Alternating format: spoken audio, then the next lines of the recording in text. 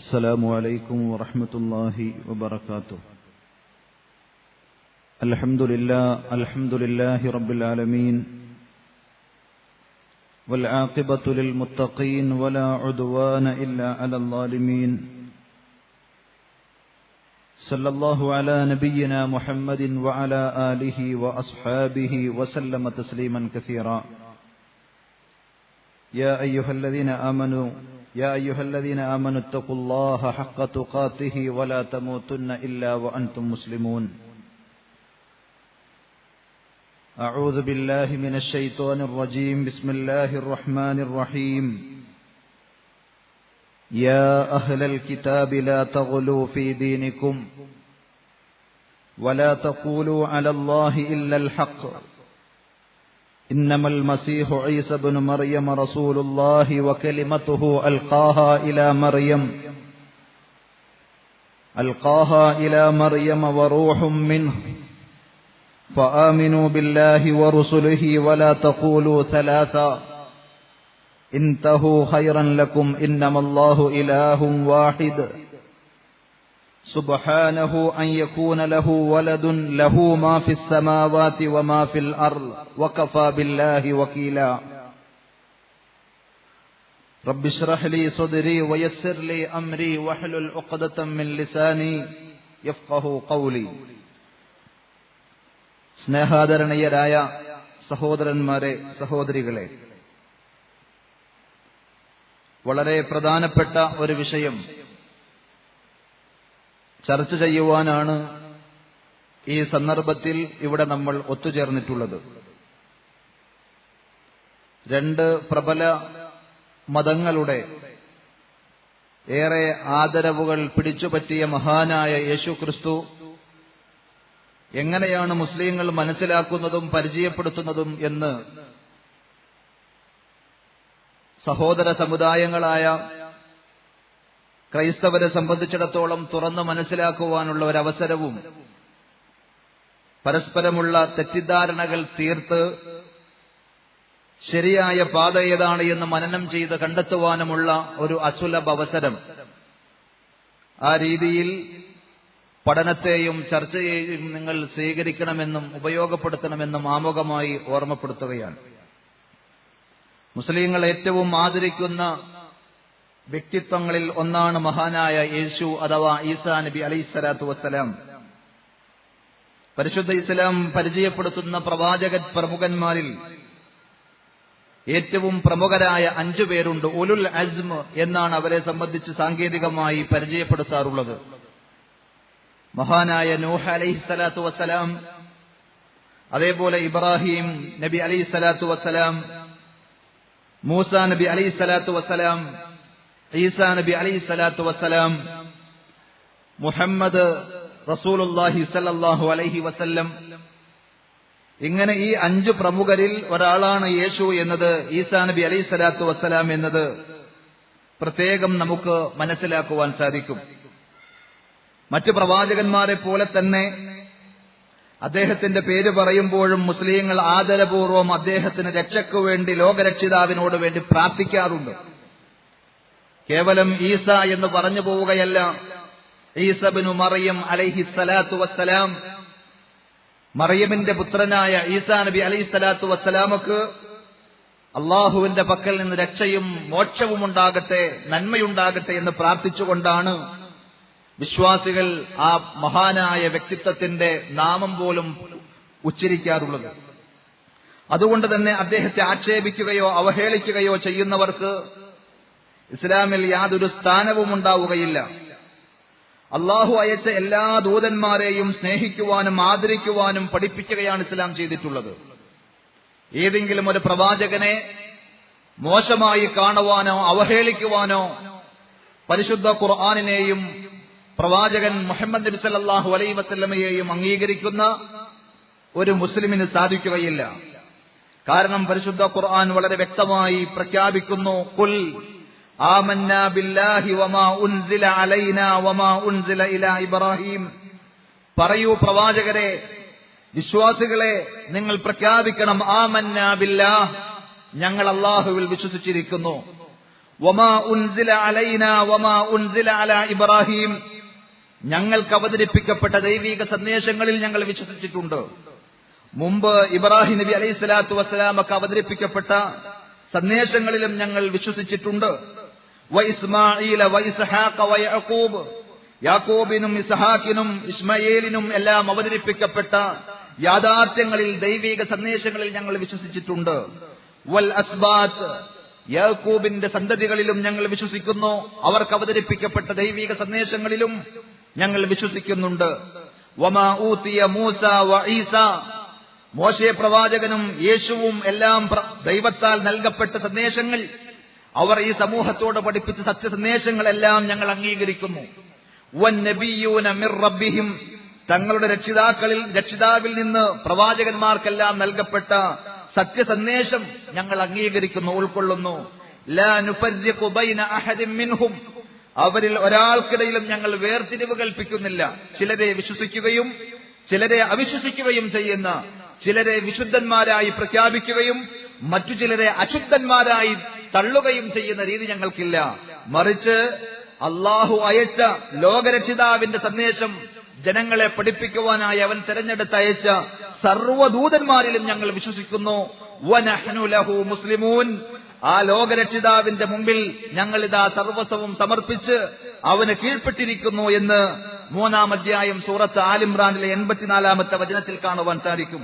2-ാം അധ്യായം സൂറത്തുൽ ബഖറയിലെ 136-ാമത്തെ വചനത്തിലും 2-ാം അധ്യായം സൂറത്തുൽ ബഖറയിലെ തന്നെ 285-ാമത്തെ വചനത്തിലുമെല്ലാം കാണാം, ലാ നുഫർരിഖു ബൈന അഹദിൻ മിർ റുസുലി, അല്ലാഹു അയച്ച അവന്റെ ദൂതന്മാരിൽ ഒരാളെയും ഞങ്ങൾ ആക്ഷേപിക്കുകയോ അവരിൽ ചിലരെ വിശ്വസിക്കാതെ തള്ളുകയോ ചെയ്യുന്ന വേർതിരിവ് ഞങ്ങൾ കൽപ്പിക്കുകയില്ല.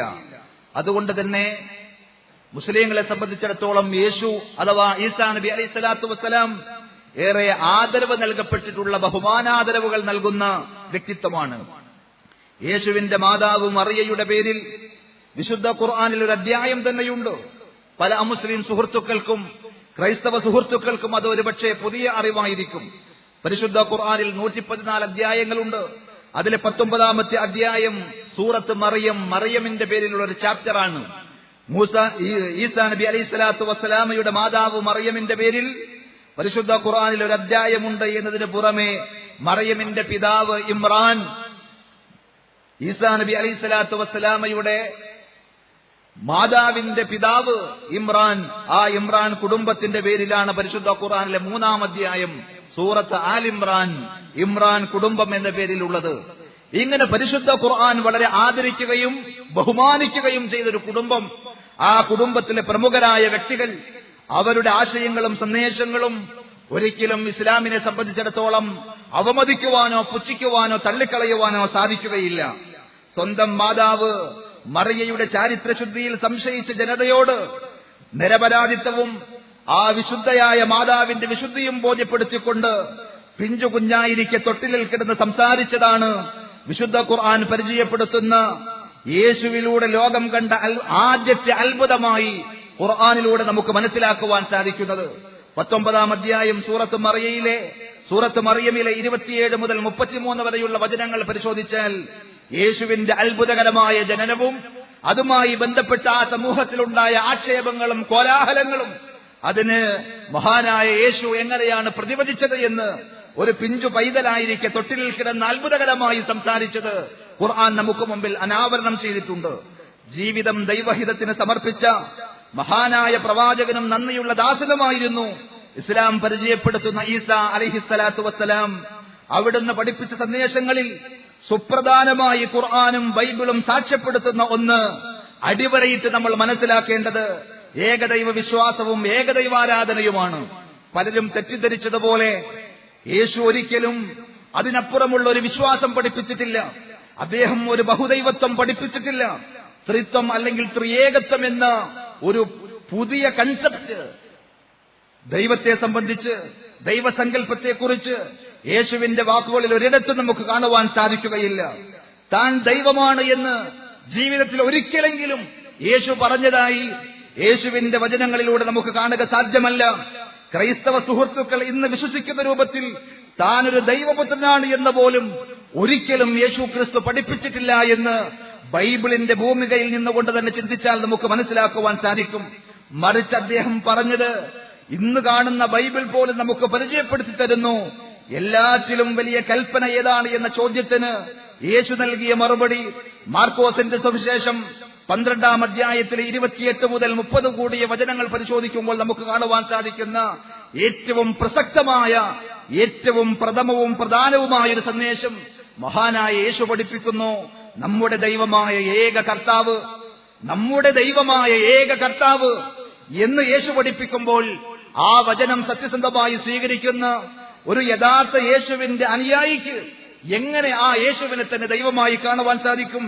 യോഹന്നാന്റെ സുവിശേഷം 5-ാം അധ്യായത്തിലെ 30-ാമത്തെ വചനത്തിൽ പറയുന്നു, സ്വമേധയാ ഒന്നും ചെയ്യാൻ എനിക്ക് സാധിക്കുകയില്ല. ഞാൻ ശ്രവിക്കുന്നത് പോലെ ഞാൻ വിധിക്കുന്നു. എന്റെ വിധി നീതിപൂർവകമാണ്. കാരണം എന്റെ ഇഷ്ടമല്ല, എന്നെ അയച്ചവന്റെ ഇഷ്ടമാണ് ഞാൻ അന്വേഷിക്കുന്നത്. യോഹന്നാന്റെ സുവിശേഷം 5-ാം അധ്യായം 30-ാമത്തെ വചനത്തിൽ പറഞ്ഞ് ഈ വാചകങ്ങൾ ശ്രദ്ധിക്കുന്ന ആർക്കും മനസ്സിലാക്കുവാൻ സാധിക്കും, എന്നെ അയച്ച സർവശക്തനായ അത്യുന്നതനായ ഒരു ദൈവം, ഞാനോ അയക്കപ്പെട്ടൊരു ദൈവദൂതൻ. ഇതാണ് സഹോദരങ്ങളെ മുസ്ലിങ്ങൾക്ക് യേശുവിനെ സംബന്ധിച്ച് പറയുവാനുള്ളത്. യോഹന്നാൻ സുവിശേഷത്തിലെ 17-ാം അധ്യായത്തിലെ 3-ാമത്തെ വചനത്തിൽ വീണ്ടും നമുക്ക് കാണുവാൻ സാധിക്കും, ഏക സത്യദൈവമായ അവിടുത്തെയും അങ്ങ് അയച്ച യേശു ക്രിസ്തുവിനെയും അറിയുക എന്നതാണ് നിത്യജീവൻ. അഥവാ സത്യദൈവമായ അവിടുത്തെയും ലോകരക്ഷിതാവായ അത്യുന്നതനായ സർവശക്തനായ സർവജ്ഞാനിയായ ഒരു ദൈവത്തെ യേശു പരിചയപ്പെടുത്തി. യേശുവിനെ കുറിച്ചാകട്ടെ അങ്ങ് അയച്ച യേശു ക്രിസ്തുവിനെയും അയക്കപ്പെട്ടൊരു ദൈവദൂതൻ. ഇത് ഖുർആനിന്റെ വചനമായി പറഞ്ഞതല്ല. ബൈബിൾ വിശുദ്ധ വേദപുസ്തകമായി ക്രൈസ്തവർ അംഗീകരിക്കുന്ന ബൈബിളിൽ യോഹന്നാന്റെ സുവിശേഷം 14-ാം അധ്യായത്തിലെ 3-ാമത്തെ വചനത്തിൽ നമുക്ക് കാണുവാൻ സാധിക്കും. ഇതേ സംഗതി ഖുർആൻ ആവർത്തിച്ചു പറഞ്ഞിട്ടുണ്ട്. യേശു ഒരിക്കലും യേശുവിനെ ആരാധിക്കുവാൻ പഠിപ്പിച്ചിട്ടില്ല. യേശു ദൈവത്തിന്റെ ഒരു ഭാഗമാണ് എന്ന് പഠിപ്പിച്ചിട്ടില്ല. 3 ആളത്വം കൂടിയ ദൈവസങ്കല്പം യേശുവിന് പരിചയമില്ല.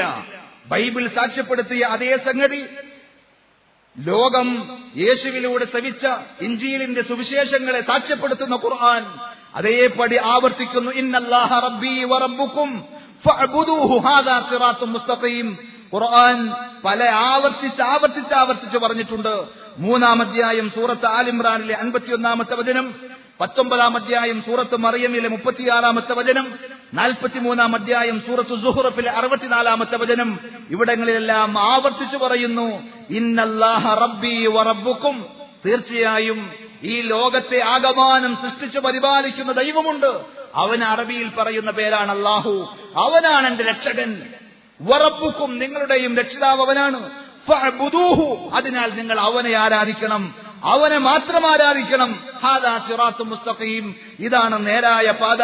ഉഅ്ബുദുല്ലാഹ റബ്ബീ വറബ്ബുക്കും, എന്റെയും നിങ്ങളുടെയും കർത്താവ് രക്ഷിതാവ് ഏകനായ അല്ലാഹുവാണ്, അവനെ മാത്രം ആരാധിക്കണം എന്ന് യേശുക്രിസ്തു പഠിപ്പിച്ചു എന്ന് ബൈബിളിൽ നമ്മൾ കാണുന്നു. അതേ സംഗതി ഖുർആനും ആവർത്തിച്ച് പറയുന്നു.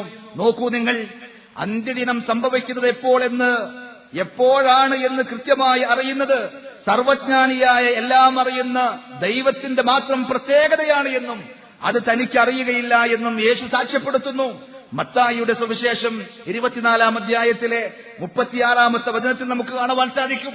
അപ്പോ ഈ വചനം ഭക്തിയോടുകൂടി ആശയം ഗ്രഹിച്ച് വായിക്കുന്ന ഒരാൾക്ക് എങ്ങനെയാണ് യേശുവിനെ സർവജ്ഞാനിയായ ദൈവമായി കാണുവാൻ സാധിക്കുക?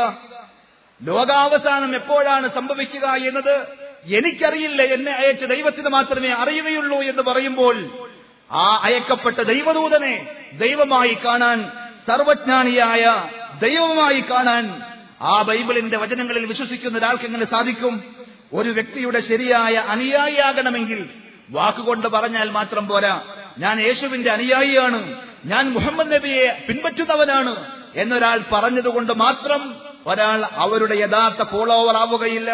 മറിച്ച് അദ്ദേഹത്തിന്റെ ആ മഹാപുരുഷന്മാരുടെ അധ്യാപനങ്ങൾ സത്യസന്ധമായി പഠിച്ചറിഞ്ഞ് പിൻപറ്റുന്നവരാണ് അവരുടെ യഥാർത്ഥ അനുയായികൾ എന്നത് ഒരു ലളിത സത്യമാണ്.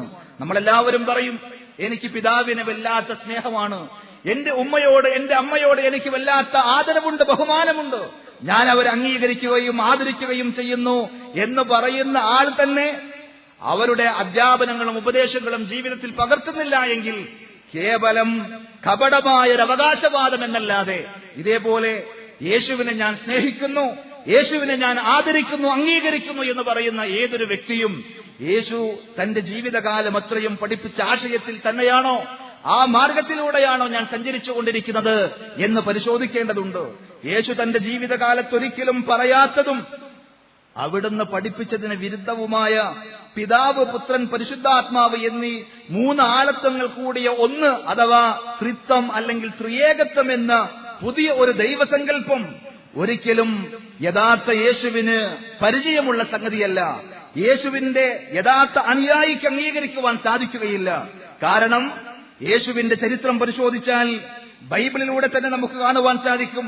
സർവശക്തനും പ്രാർത്ഥന കേൾക്കുന്നവനും കാരുണ്യവാനുമായ ഏക സത്യദൈവത്തെയാണ് യേശു പലപ്പോഴും വിളിച്ചു പ്രാർത്ഥിക്കുകയും പ്രാർത്ഥിക്കുവാൻ പഠിപ്പിക്കുകയും ചെയ്തത് എന്ന് നമ്മൾ കൃത്യമായി മനസ്സിലാക്കുമ്പോൾ, അതിന് വിരുദ്ധമായി സങ്കടങ്ങളും ആവലാദികളും യേശുവിനോട് തന്നെ പ്രാർത്ഥിക്കുന്ന ഒരാൾക്ക് എങ്ങനെ ഞാൻ യേശുവിന്റെ സത്യമാർഗത്തിലാണ് എന്ന് പറയുവാൻ സാധിക്കും?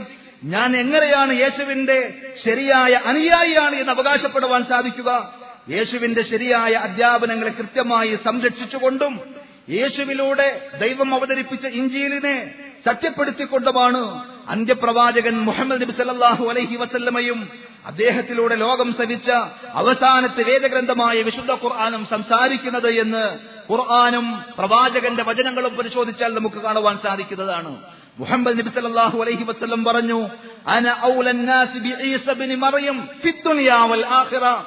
ഈ ഭൗതിക ലോകത്തും നാളെ പാരത്രിക ജീവിതത്തിലും മറിയമിന്റെ പുത്രൻ യേശുവിനോട്, ഈസയോട് ജനങ്ങളിൽ ഏറ്റവും കടപ്പെട്ടവൻ, ഏറ്റവും അടുപ്പമുള്ളവൻ ഞാനാണ് എന്ന് നബി സല്ലല്ലാഹു അലൈഹി വസല്ലം പറഞ്ഞിട്ടുണ്ട്. കേവലം ഒരു അവകാശവാദം മാത്രമല്ല അത്. കാരണം മഹാനായ യേശു ഈസാ നബി അലൈഹിസ്സലാത്തു വസ്സലാം ഈ സമൂഹത്തിൽ ഏതൊരു ദൗത്യമാണോ നിർവഹിച്ചത്, ആ സമൂഹത്തെ ഏതൊരു സന്ദേശമാണോ പഠിപ്പിച്ചത്, അത് വള്ളിപുള്ളി വ്യത്യാസമില്ലാതെ അതിലേക്ക് ആളുകൾ കൈകടത്തി കൂട്ടിയ പലതിനെയും വെട്ടിമാറ്റിക്കൊണ്ട് ശരിയായ സന്ദേശം എന്താണ് എന്ന് കൃത്യമായി പഠിപ്പിക്കുകയായിരുന്നു മുഹമ്മദ് മുസ്തഫ റസൂലുള്ളാഹി സ്വല്ലല്ലാഹു അലൈഹി വസല്ലം. ആ പ്രവാചകനിലൂടെ ലോകരക്ഷിതാവായ അള്ളാഹു അവതരിപ്പിച്ച പരിശുദ്ധ ഖുർആൻ അത് ധാരാളം സന്ദർഭങ്ങളിൽ കൃത്യമായി ആവർത്തിക്കുകയും പഠിപ്പിക്കുകയും ചെയ്തിട്ടുണ്ട്. ഞാൻ ആമുഖമായി നിങ്ങളെ ഓതിക്കേൽപ്പിച്ച പരിശുദ്ധ ഖുർആനിലെ 4-ാം അധ്യായം സൂറത്തുൻ നിസായിലെ 171-ാമത്തെ വചനം അതിനൊരു ഉദാഹരണം മാത്രമാണ്. പരിശുദ്ധ ഖുർആൻ പറയുന്നു, മഹാനായ യേശുവിന്റെ അധ്യാപനങ്ങളിൽ നിന്ന് കാടുകയറിപ്പോയ, അതിരുവിട്ട പല സന്ദർഭങ്ങളിലും അദ്ദേഹത്തിന്റെ അധ്യാപനങ്ങളെ അവഗണിച്ച് ജീവിച്ച ആളുകൾ ഒരുപക്ഷെ അറിയാത്തത് കൊണ്ടായിരിക്കും. എന്നാലും സ്നേഹബുദ്ധ്യ വളരെ ഗുണകാംക്ഷയോടുകൂടി ഖുർആൻ അവരെ അഭിസംബോധന ചെയ്തുകൊണ്ട് പറയുന്നു, യാ അഹ്ലൽ കിതാബ്, വേദത്തിന്റെ ആളുകളെ, ക്രൈസ്തവ സമൂഹമേ, ലാ തഗ്ലൂ ഫീ ദീനിക്കും, നിങ്ങൾ നിങ്ങളുടെ മതവിഷയത്തിൽ അതിര് കവിഞ്ഞു പോകരുത്. വലാ തഖൂലു അലല്ലാഹി ഇല്ലൽ ഹഖ്, ലോകരക്ഷിതാവായ അല്ലാഹുവിനെ സംബന്ധിച്ച് നിങ്ങൾ അറിയാത്ത ഒന്നും അവന്റെ പേരിൽ പറഞ്ഞു പോകരുത്. ഇന്നമൽ മസീഹു ഈസ ഇബ്നു മറിയം റസൂലുള്ളാഹ്, ഈസാ നബി അലൈഹിസ്സലാത്തു വസ്സലാം മറിയമിന്റെ പുത്രനായ മിശിഹ തീർച്ചയായും അള്ളാഹുവിന്റെ ദൂതനാകുന്നു. വകലിമതുഹു അൽഖാഹാ ഇലാ മറിയം, മറിയം എന്ന ദൈവദാസിയിലേക്ക് അള്ളാഹു ഇട്ടുകൊടുത്തൊരു വചനവുമാകുന്നു അദ്ദേഹം. വറൂഹും മിൻഹു, അവന്റെ പക്കൽ നിന്നുള്ള ഒരു ആത്മാവുമാകുന്നു യേശു. ഫആമിനൂ ബില്ലാഹി വറസുലി, അതിനാൽ നിങ്ങൾ അള്ളാഹുവിൽ വിശ്വസിക്കുക, അവൻ അയച്ച ദൂതന്മാരിലും നിങ്ങൾ വിശ്വസിക്കുക. വലാ തഖൂലു സലാസ, ആ ദൈവവും ദൈവദൂതന്മാരും വേദഗ്രന്ഥങ്ങളും ഒന്നും പഠിപ്പിക്കാത്ത ത്രിത്വം എന്ന വാക്ക് നിങ്ങൾ പറയരുത്. മൂന്ന് വ്യക്തിത്വങ്ങൾ കൂടിയ ഒന്ന് എന്ന പുതിയ ഒരു ദൈവസങ്കല്പം അത് നിങ്ങൾ പറയരുത്. ഇൻതഹു ഖൈറൻ ലക്കും, നിങ്ങളുടെ നന്മക്കായി നിങ്ങൾ അതിൽ നിന്ന് വിരമിക്കണം. ഇന്നമല്ലാഹു ഇലാഹും വാഹിദ്, മറിച്ച് ഈ കണ്ട അണ്ടകടാഹങ്ങളെ സൃഷ്ടിക്കുകയും പരിപാലിക്കുകയും സംരക്ഷിക്കുകയും ചെയ്യുന്ന ഏകനായ സത്യദൈവം അവൻ ഒരാൾ മാത്രമാണ്. ഇന്നമല്ലാഹു ഇലാഹും വാഹിദ്, തീർച്ചയായും ആ അല്ലാഹു ഏകനാണ്. സുബ്ഹാനഹു അൻ യകൂന ലഹു വലദ്, അവനൊരു സന്താനമുണ്ടാവുക എന്നതിൽ നിന്ന് അവൻ എത്രയോ പരിശുദ്ധനാണ്. ലഹു മാ ഫിസ് സമാവാതി വമാ ഫിൽ അർള്, ആകാശങ്ങളിലും ഭൂമിയിലുമുള്ള എല്ലാം അല്ലാഹുവിന്റേതാണ്. വകഫാ ബില്ലാഹി വകീല, കൈകാര്യകർത്താവായ അല്ലാഹു മതി എന്ന് പരിശുദ്ധ ഖുർആൻ സൂറത്തുൻ നിസായിലെ 171-ാമത്തെ വചനത്തിൽ പഠിപ്പിക്കുന്നു. അഥവാ ലോകരക്ഷിതാവായ അല്ലാഹുവിന്റെ സന്ദേശം സത്യസന്ധമായി പ്രബോധനം ചെയ്ത മഹാനായ ദൈവദൂതൻ യേശു ക്രിസ്തു എന്താണ് സമൂഹത്തെ പഠിപ്പിച്ചത്, ആളുകൾ അതിൽ നിന്ന് വ്യതിചലിച്ചു പോയപ്പോ ശരിയായ മാർഗദർശനം എന്താണ് എന്ന് കൃത്യമായി ഇസ്ലാം പഠിപ്പിക്കുന്നു, ഖുർആൻ വരച്ചു കാണിക്കുന്നു. മരണാനന്തരം എല്ലാവരും ഉയർത്തെഴുന്നേൽപ്പിക്കപ്പെട്ട് സൃഷ്ടാവായ സത്യദൈവത്തിന്റെ മുമ്പിൽ വിചാരണയ്ക്ക് ഹാജരാക്കപ്പെടുമെന്നുള്ള സത്യം ഖുർആൻ അനവധി തവണ ആവർത്തിച്ചാവർത്തിച്ചു പറഞ്ഞിട്ടുണ്ട്. നമ്മളെല്ലാവരും മരണപ്പെട്ടതിനു ശേഷം നമുക്ക് ജീവൻ നൽകിയ ലോകരക്ഷിതാവായ അല്ലാഹു വീണ്ടും മനുഷ്യരെ സൃഷ്ടിച്ചു കൊണ്ടുവരും. ആ സന്ദർഭത്തിൽ മഹാനായ യേശുവിനെയും പരലോകത്ത് ഏക സത്യദൈവമായ അല്ലാഹു, ഏക സത്യദൈവത്തിന് പരിശുദ്ധ ഖുർആൻ പറയുന്ന അറബി ഭാഷയിൽ പറയുന്ന പേരാണ് അല്ലാഹു എന്നത് ഞാൻ ഇതിനകം പറഞ്ഞു കഴിഞ്ഞു. ആ അല്ലാഹു പറയുന്ന വാചകം നമ്മളൊന്ന് ശ്രദ്ധിക്കൂ. ലോകരക്ഷിതാവായ അല്ലാഹു യേശുവിനെ പരലോകത്ത് വിചാരണ ചെയ്യുന്ന രംഗം ഖുർആൻ 5-ാം അധ്യായം സൂറത്ത് മാഇദയിലെ 116 മുതൽ 118 കൂടിയ വചനങ്ങളിൽ പ്രസ്താവിക്കുന്നുണ്ട്. യേശുവിനോടുള്ള ചോദ്യവും യേശുവിന്റെ മറുപടിയും. വഇദ് ഖാലല്ലാഹു യാ ഈസ ഇബ്ന മറിയം, മറിയമിന്റെ പുത്രൻ ഈസയോട്, യേശുവിനോട് അല്ലാഹു പറയുന്ന സന്ദർഭം ശ്രദ്ധേയമാണ്. അഅൻത ഖുൽത ലിന്നാസ്, താങ്കൾ ജനങ്ങളോട് പറഞ്ഞോ, ഇത്തഖിദൂനി വ ഉമ്മിയ ഇലാഹൈനി മിൻ ദൂനില്ലാഹ്, അല്ലാഹുവിന് പുറമെ എന്നെയും എന്റെ മാതാവിനെയും നിങ്ങൾ രണ്ട് ദൈവങ്ങളായി സ്വീകരിക്കണം. ഞങ്ങളിൽ ദൈവത്വം ആരോപിച്ചുകൊണ്ട് ദൈവത്തോട് പറയേണ്ട കാര്യങ്ങൾ പറഞ്ഞ് ദൈവം ചെയ്യേണ്ട കാര്യങ്ങൾ ചെയ്യാൻ ഞങ്ങളെ നിങ്ങൾ സമീപിക്കുമോ, സമീപിക്കണമെന്ന് നിങ്ങൾ പറഞ്ഞിട്ടുണ്ടോ? ഖാല സുബ്ഹാനക മാ യകൂനു ലി അൻ അഖൂല മാ ലൈസ ലി ബിഹഖിൻ. ആ സന്ദർഭത്തിൽ മഹാനായ ഈസാ നബി അലൈഹിസ്സലാത്തു വസ്സലാം ആ വരുന്ന വലിയ ജനസഞ്ചയത്തെ സാക്ഷി നിർത്തിക്കൊണ്ട് പടച്ചറബിനോട് പറയും, സുബ്ഹാനക, അല്ലാഹുവേ നീ എത്രയോ പരിശുദ്ധനാണ്. മാ യകൂനു ലി അൻ അഖൂല മാ ലൈസ ലി ബിഹഖിൻ, എനിക്ക് അവകാശമില്ലാത്ത, എനിക്ക് അർഹതപ്പെടാത്ത ഒന്നും പറയുക എന്നത് എനിക്ക് യോജിച്ചതല്ല, ഞാൻ പറയാൻ പാടുള്ളതല്ല. ഇൻ കുൻതു ഖുൽതുഹു ഫഖദ് അലിംത, ഞാൻ അങ്ങനെയെങ്ങാനും പറഞ്ഞിട്ടുണ്ടെങ്കിൽ തീർച്ചയായും സർവജ്ഞാനിയായ പടച്ചതമ്പുരാനെ നീ അത് മനസ്സിലാക്കിയിട്ടുണ്ട്. കാരണം തഅലമു മാ ഫീ നഫ്സി വലാ അഅലമു മാ ഫീ നഫ്സിക്, എന്റെ ഹൃദയാന്തരാളങ്ങളിൽ ഉള്ളതുപോലും നീ മനസ്സിലാക്കുന്നവനാണ്, നിന്റെ മനസ്സിലുള്ളത് അറിയാൻ എനിക്കാവുകയില്ല. ഇന്നക അൻത അല്ലാമുൽ ഗുയൂബ്, മറഞ്ഞ കാര്യങ്ങളെല്ലാം സൂക്ഷ്മമായി അറിയുന്ന അല്ലാമുൽ ഗുയൂബ്, ദൃശ്യവും അദൃശ്യവും ഒരുപോലെ അറിയുന്ന കൃത്യമായ വിവരങ്ങളുള്ള സർവജ്ഞാനിയാണ് അങ്ങ് എന്ന് മഹാനായ യേശു പറയുമത്രേ. മാ ഖുൽതു ലഹും ഇല്ലാ മാ അമർതനി ബിഹി, ഞാൻ അവരോട് പറഞ്ഞത് നീ എന്താണോ എന്നോട് കൽപ്പിച്ചത് അതല്ലാത്ത ഒന്നും ഞാൻ അവരോട് പറഞ്ഞിട്ടില്ല. അനിഅ്ബുദുല്ലാഹ റബ്ബി വറബ്ബുക്കും, അതായത് എന്റെയും നിങ്ങളുടെയും രക്ഷിതാവായ അല്ലാഹുവിനെ നിങ്ങൾ ആരാധിക്കണം, ഏക സത്യദൈവമായ അല്ലാഹുവിനെ നിങ്ങൾ ആരാധിക്കണം എന്നല്ലാതെ എന്നെയോ എന്റെ മാതാവിനെയോ അല്ലെങ്കിൽ ഞങ്ങളെ രണ്ടു കൂട്ടരെയും ആരാധിക്കണമെന്ന് ഒരിക്കലും ഞാൻ അവരോട് പറഞ്ഞിട്ടില്ല എന്ന് മനുഷ്യരെല്ലാവരും പരലോകത്ത് സമ്മേളിക്കുന്ന ആ മഹാവൻസഭയിൽ വെച്ച് മഹാനായ യേശു പ്രതിവചിക്കുമെന്ന് ഖുർആൻ സാക്ഷ്യപ്പെടുത്തുകയാണ്. ഇങ്ങനെ ഇസ്ലാം വിഭാവനം ചെയ്യുന്നതും യേശു അടക്കമുള്ള മഹാനായ പ്രവാചകന്മാർ പഠിപ്പിച്ച ഏകദൈവാരാധനയാണ് എന്ന് നമ്മൾ പറയുമ്പോൾ ചില ക്രൈസ്തവ സുഹൃത്തുക്കൾ ചോദിക്കാറുണ്ട്, യേശു പഠിപ്പിച്ച അതേ ഏകദൈവ വിശ്വാസമാണ് ഞങ്ങൾ പറയുന്നത്, അതല്ലാതെ യേശുവിനെ ആരാധിക്കുവാൻ പാടില്ല, മറ്റു ഏതെങ്കിലും മഹാനായ ദൂതന്മാരെയോ വ്യക്തികളെയോ ശക്തികളെയോ പ്രാർത്ഥിക്കുവാൻ പാടില്ല എന്നൊക്കെ പറയുമ്പോൾ ചില ക്രൈസ്തവ സുഹൃത്തുക്കൾ ചോദിക്കാറുണ്ട്, നിങ്ങൾക്ക് എങ്ങനെ ഏകദൈവാരാധനയുടെ വക്താക്കളാണ് എന്ന് അവകാശപ്പെടാൻ സാധിക്കും? നിങ്ങൾ കഅബയിലെ കറുത്ത കല്ലിനെ അഥവാ ഹജറുൽ അസ്വദിനെ ആരാധിക്കുന്നവരല്ലേ? ആ ഭാഗം നിങ്ങളൊന്ന് കേൾക്കുക. ആ കറുത്ത കല്ല്, കഅബയിലിരിക്കുന്ന കറുത്ത കല്ലിനെ ചുംബനം ചെയ്യുന്നതും അവിടെ നിന്ന് പ്രദക്ഷിണം ചെയ്ത് ആരംഭിച്ച് ആ മൊത്ത കാബയ്ക്ക് ചുറ്റും പ്രദക്ഷിണം ചെയ്യുന്നതും, അല്ലാതെ കല്ലുകൊണ്ടുണ്ടാക്കി കാബയെ പ്രാർത്ഥിക്കാൻ പോകുന്നതുകൊണ്ട് വിഗ്രഹാരാധിയാണെന്ന് ഞാൻ പറഞ്ഞു. ചുംബനം ചെയ്യുന്നതും പ്രദക്ഷിണം ചെയ്യുന്നതും ആണ് പൂജ എന്നാണ് ശ്രീ രവിശങ്കറിനെ ഉദ്ധരിച്ചുകൊണ്ട് ഞാൻ പറഞ്ഞതാ. ശ്രീ രവിശങ്കരനെ ഉദ്ധരിച്ചുകൊണ്ടും ബൈബിളിന്റെ അടിസ്ഥാനത്തിൽ ഞാൻ പറഞ്ഞത് ഇങ്ങനെ ചുംബനം ചെയ്യുന്നത് പൂജയാണ്, വിഗ്രഹാരാധനയാണ്. കല്ലിനെ നിർബന്ധമായിട്ട് പൂജിക്കുന്നത് വിഗ്രഹാരാധന തന്നെയാണ്. അടുത്ത ഹദീസിലേക്ക് പോകാം, പെട്ടെന്ന് തന്നെ നമുക്ക് പോകാം. അടുത്ത ഹദീസിൽ പറയുന്നത് തിർമിദിയിൽ നിന്നാണ്, വോളിയം 2, ബുക്ക് 4, ബുക്ക് ഓഫ് ഹജ്ജ് ആണ്. ഹജ്ജിനെ പറ്റിയുള്ളതാണ്. ഹദീസ് നമ്പർ 877 അത് പറയുന്നത് ഈ കറുത്ത കല്ല് പർദീസയിൽ നിന്ന് വന്നതാണെന്നും അത് വെളുത്ത കല്ലായിരുന്നുവെന്നും ആദാമ്യ പാപം കാരണം ഇത് കറുത്തതായി പോയതാണെന്നുള്ളതാണ്.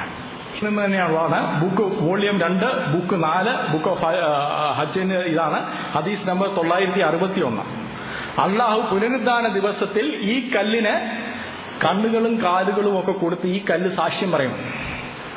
അപ്പൊ ഇത് സാധാരണ കല്ല, പർദീസിൽ നിന്ന് ഇറങ്ങി വന്ന കല്ല്, ആദാമ്യ പാപം കാരണം കടുപ്പായ കല്ല്, മുഹമ്മദ് ഏറ്റവും അധികം സ്നേഹിച്ച കല്ല്, ചുംബനം നിർബന്ധമായ കല്ല്, സാക്ഷ്യം പറയുന്ന കല്ല്, സാധാരണ കല്ല.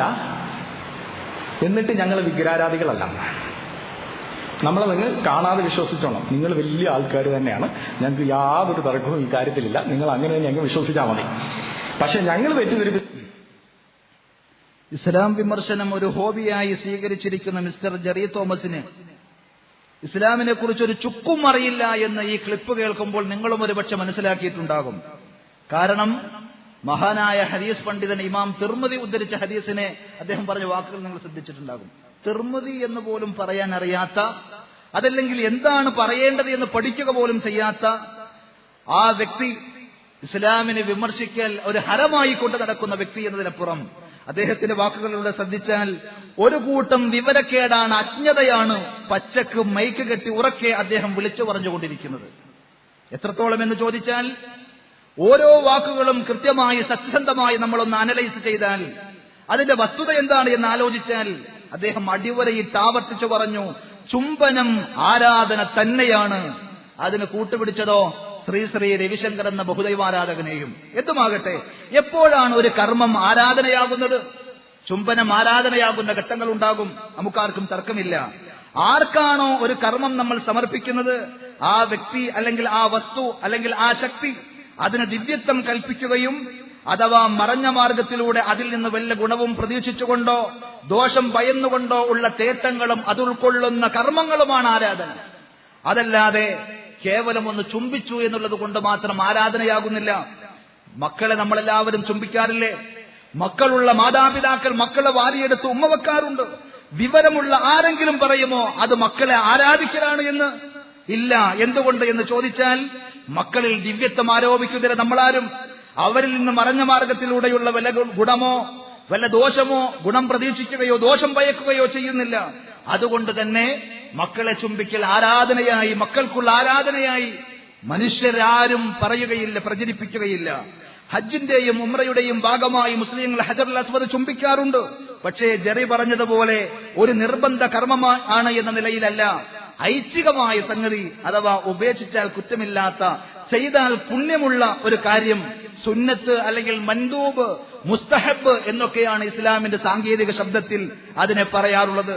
ഹജറുൽ അസ്വദിനെ തൊടാനോ ചുംബിക്കുവാനോ പോയിട്ട് കാണാൻ പോലും സാധിക്കാതെ ഒരു മുസ്ലിം ഹജ്ജ് ചെയ്താൽ അല്ലെങ്കിൽ ഉംറ നിർവഹിക്കേണ്ടി വന്നാലും അവരുടെ ഹജ്ജും ഉംറയും ശരിയാകും, അവർക്ക് പ്രതിഫലം കിട്ടും. ഇതിൽ ഇസ്ലാമിക ലോകത്ത് ആർക്കും തർക്കമില്ല.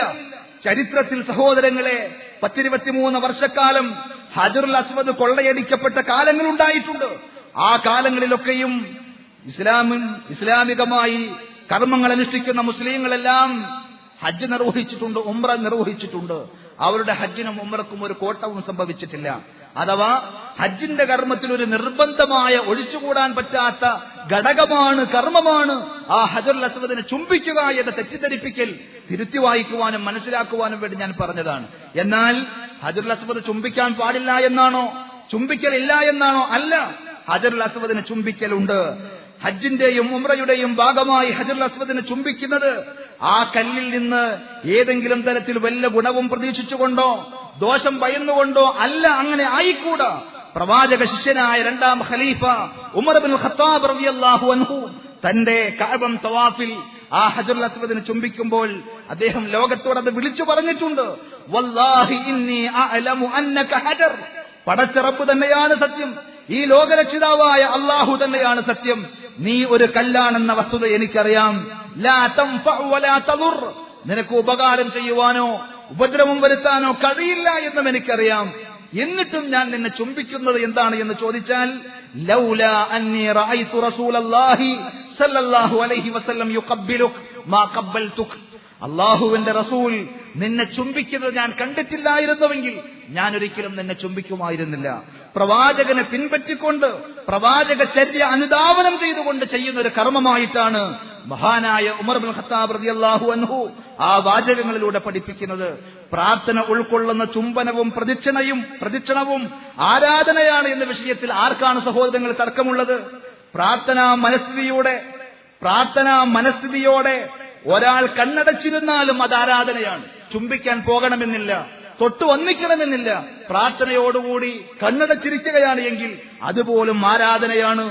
യേശു രക്ഷിക്കുമെന്ന വിശ്വാസത്തിൽ ധ്യാനവും പ്രാർത്ഥനകളും സംഘടിപ്പിക്കുന്ന ക്രൈസ്തവ സുഹൃത്തുക്കളോട് നമുക്ക് പറയുവാനുള്ളത്, അത് നിങ്ങൾ യേശുവിന് ചെയ്യുന്ന ആരാധനയാണ്. യേശു പഠിപ്പിച്ചതിന് എതിരാണ്. യേശുവിന്റെ വാക്കുകളിൽ ഒരിക്കലും കാണാത്ത സംഗതിയാണ്. ഇതേപോലെയാണോ മുസ്ലിങ്ങൾ ഹജ്ജ് ചെയ്യുമ്പോൾ, ഉംറ ചെയ്യുമ്പോൾ അതിന്റെ ഭാഗമായ കഅബം ചുറ്റുന്നതും ആ ഹജറുൽ അസ്വദിനെ സാധിക്കുമെങ്കിൽ ചുംബിക്കുന്നതും അതിനെ തൊട്ടുമുത്തുന്നതും? അതിന് സാധിക്കാത്ത ഘട്ടങ്ങളിൽ തിരക്കുകൂട്ടി അങ്ങനെ ചെയ്യുന്നത് പോലും പാപമാണ്, തെറ്റാണ് എന്നാണ് ഇസ്ലാമിക ലോകത്തെ പണ്ഡിതന്മാർ പഠിപ്പിച്ചത്. കാരണം ഐച്ഛികമായ ഒരു പുണ്യകർമ്മം ചെയ്യാൻ ബാക്കിയുള്ള സഹോദരങ്ങളെ ദ്രോഹിക്കുക എന്ന പാപം ചെയ്തിട്ട് പാടില്ല എന്ന് പഠിപ്പിക്കുകയാണ് ഇസ്ലാമിന്റെ പ്രമാണങ്ങളും പണ്ഡിതന്മാരും ചെയ്തിട്ടുള്ളത്. അപ്പോ ആ രീതിയിൽ ഒന്ന് ചുംബിച്ചു എന്നതിന്റെ പേരിൽ, അതിനെ ഒന്ന് തൊട്ടു എന്നതിന്റെ പേരിൽ അത് വിഗ്രഹാരാധനയും കല്ലിനെ പൂജിക്കലുമാണ് എന്ന് പറയുന്ന ചെറിയും കൂട്ടരും എന്തിന് ഹജറുൽ അസ്വദിന്റെ അടുക്കലേക്ക് പോകണം? ഭൂമിയിൽ സാഷ്ടാംഗം ചെയ്യുന്നവരാണ് മുസ്ലിങ്ങൾ. എന്നാൽ ആരും പറയാറില്ല ഭൂമി ദേവിയെ ആരാധിക്കുന്നവരാണിവർ, ശുദ്ധ ബഹുദൈവാരാധകരാണ് എന്നാരെങ്കിലും പറയോ? വളരെ വൃത്തിയായി വുളൂ ചെയ്ത് 5 നേരവും വിശ്വാസികളായ മുസ്ലിങ്ങളെല്ലാവരും നമസ്കരിക്കുന്നു. ആ നമസ്കാരത്തിൽ ഏറ്റവും പ്രധാനപ്പെട്ട സാഷ്ടാംഗം സുജൂദ് ഭൂമിയിൽ നമിക്കുന്നു എന്നുള്ളത് കൊണ്ട് ആരെങ്കിലും പറയുമോ? വിവരമില്ലാത്ത ജറിയെപ്പോലെ ആരെങ്കിലും പറഞ്ഞു എന്നല്ലാതെ, അല്ലെങ്കിൽ പറയുമെന്നല്ലാതെ വിവരമുള്ള ആരും പറയുകയില്ല. ഭൂമി ദേവിയെ മുസ്ലിങ്ങൾ ആരാധിക്കുന്നു, അതുകൊണ്ട് അവർക്ക് ഏകദൈവാരാധന പ്രസംഗിക്കാൻ അവകാശമില്ല, മറിച്ച് അവർ ബഹുദൈവാരാധനയുടെ വക്താക്കളാണ് എന്ന്. പിന്നെ പറഞ്ഞത് സ്വർഗത്തിൽ നിന്ന് വന്ന കല്ല്, അതിനാൽ അതിന് ചെയ്യുന്നത് ആരാധനയാണ്, അതിന് സാധാരണ കല്ല് എന്ന് പറയാൻ പറ്റില്ല എന്നാണ്. സാധാരണ കല്ലല്ല, പ്രത്യേകത ഖുർആനും പ്രവാചകനും എന്തെല്ലാം പഠിപ്പിച്ചോ അതെല്ലാം അംഗീകരിക്കാൻ മുസ്ലിങ്ങളായ നമ്മൾ ബാധ്യസ്ഥരാണ്. മനുഷ്യരുടെ ഉൽപ്പത്തിയെക്കുറിച്ച് ഖുർആൻ മാത്രമാണോ ബൈബിളും പറയുന്നില്ലേ? അത് സ്വർഗത്തിൽ നിന്നാണ് എന്നല്ലേ വേദഗ്രന്ഥങ്ങൾ പരിശോധിക്കുന്ന ആർക്കും മനസ്സിലാക്കുവാൻ സാധിക്കുന്നത്? അതുകൊണ്ട് മനുഷ്യരായ എല്ലാവരും ദൈവത്തിന്റെ അംശമുള്ളവരും അവരെയെല്ലാം ആരാധിക്കണമെന്നും ആരെങ്കിലും പറയുമോ സഹോദരങ്ങളെ? അതുകൊണ്ട് നമ്മൾ ആലോചിക്കണം, ചിന്തിച്ചു നോക്കണം. ആരെങ്കിലും തങ്ങൾ ആരാധിക്കുന്ന വസ്തുവിന്റെ മുകളിൽ കയറി നിൽക്കുമോ? ശ്രദ്ധിക്കേണ്ട ഒരു പോയിന്റാണ്. വിഗ്രഹത്തെ പൂജിക്കുന്ന ഏതെങ്കിലും ഒരു വിഗ്രഹാരാധകൻ ആ വിഗ്രഹത്തെ നാട്ടി നിർത്തിയിട്ട് അതിന്റെ മീതെ കയറി നിൽക്കാൻ അയാൾ ധൈര്യപ്പെടുമോ? ആ വിഗ്രഹത്തിൽ നിന്ന് ഗുണം പ്രതീക്ഷിക്കുന്ന, അതിൽ നിന്ന് ദോഷം ഭയക്കുന്ന, അതിന്റെ പ്രതിപുരുഷന്മാർ നമ്മുടെ ജീവിതത്തിൽ ഇടപെടുമെന്ന് ഭയക്കുന്ന ഏതെങ്കിലും ആളുകൾ ആ ഒരു കൃത്യത്തിന് തയ്യാറാകുമോ? എന്നാൽ മക്ക ഇസ്ലാമിന് കീഴ്പ്പെട്ടു വന്ന മക്കാ വിജയ ദിനത്തിൽ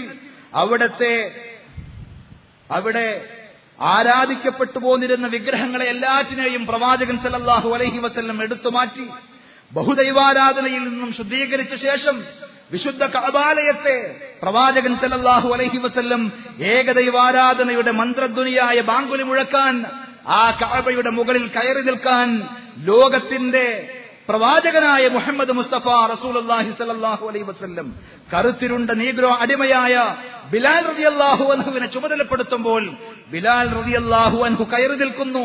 ഹജറുൽ അസ്വദ് നിൽക്കുന്ന കഅബയുടെ മുകളിൽ കയറി നിന്നുകൊണ്ട് ബാങ്കുലി മുഴക്കുകയാണ്, അല്ലാഹു അക്ബർ, അല്ലാഹു അക്ബർ, അല്ലാഹുവാണ് ഏറ്റവും വലിയവൻ, അല്ലാഹു അല്ലാതെ ആരാധിക്കപ്പെടാൻ ഒരു ശക്തിയോ വ്യക്തിയോ ഇല്ല എന്ന പ്രഖ്യാപനം ആ ഹജറുൽ അസ്വദിന്റെ മുകളിൽ ആ കഅബയുടെ മീതെ കയറി നിന്നുകൊണ്ട് മഹാനായ ബിലാൽ റളിയല്ലാഹു അൻഹു പറയുമ്പോൾ ആർക്കാണ് സഹോദരങ്ങളെ അന്ധതയും അജ്ഞതയും ഒരു ആദർശമായി സ്വീകരിച്ചിട്ടില്ലാത്ത ആർക്ക് പറയാൻ സാധിക്കും ആ കല്ലിനെ വിശ്വാസികൾ മുസ്ലിങ്ങൾ ആരാധിക്കുന്നുവെന്ന്? അതിനെ പ്രദക്ഷിണം ചെയ്യുന്നതും അതിനെ തൊട്ടുമുറ്റുന്നതും ചുംബിക്കുന്നതുമെല്ലാം ആരാധനയാണ് എന്ന് ആർക്കാണ് പറയുവാൻ സാധിക്കുക? പിന്നെ പറഞ്ഞത് പുനരുത്ഥാന നാളിൽ സാക്ഷി പറയുന്ന കല്ല്. അതുകൊണ്ട് എങ്ങനെയാണത് അതിനുള്ള അർച്ചനയും അതിനുള്ള വണക്കവും മുത്തലും ചുംബനവുമെല്ലാം ആരാധനയല്ലാതെയായി തീരുക? അത് സഹോദരങ്ങളെ, ഞാൻ നേരത്തെ പറഞ്ഞു, ഇസ്ലാമിനെ സംബന്ധിച്ച് ABCD അറിയില്ല മിസ്റ്റർ ജെറിക്ക് എന്നതിന് കൃത്യമായ തെളിവുകളാണത്. കാരണം ഹജറുൽ അസ്വദിനെ കുറിച്ച് മാത്രമല്ല, ലോകരക്ഷിതാവായ അള്ളാഹു പരിശുദ്ധ ഖുർആനിൽ നിരവധി തവണ ആവർത്തിച്ചു പറഞ്ഞിട്ടുണ്ട്, ഓരോരുത്തരുടെയും കൈയും കാലും നാളെ പാരത്രിക ജീവിതത്തിൽ സാക്ഷിയായി വരും. ഞാനും നിങ്ങളും ഈ സദസ്സും അതേപോലെ തന്നെ നമ്മുടെ പരിസരത്തുള്ള എല്ലാ സംഗതികളും നമുക്കൊന്നുകിൽ അനുകൂലമോ അല്ലെങ്കിൽ പ്രതികൂലമോ ആയ സാക്ഷികളായി പരലോകത്ത് വരുമെന്നത് ഖുർആനിൽ ആവർത്തി വായിച്ചാൽ ബോധ്യപ്പെടുന്ന സംഗതിയാണ്.